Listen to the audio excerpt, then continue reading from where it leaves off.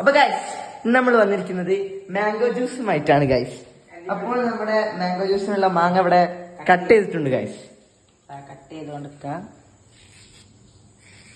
Yes guys, we are cutting in the mango. മാങ്ങ cut ചെയ്തു. പിന്നെ ജാറിലേക്ക് മിക്സി ജാറിലേക്ക് ഇട്ട് കൊടുക്കാം. യെസ്, ഇടുന്നു നമ്മൾ ജാറിലേക്ക്.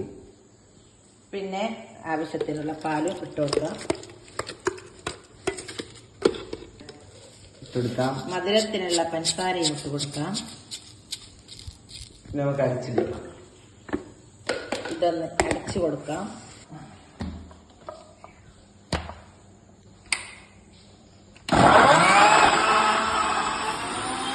നമ്മുടെ ജ്യൂസ് റെഡി.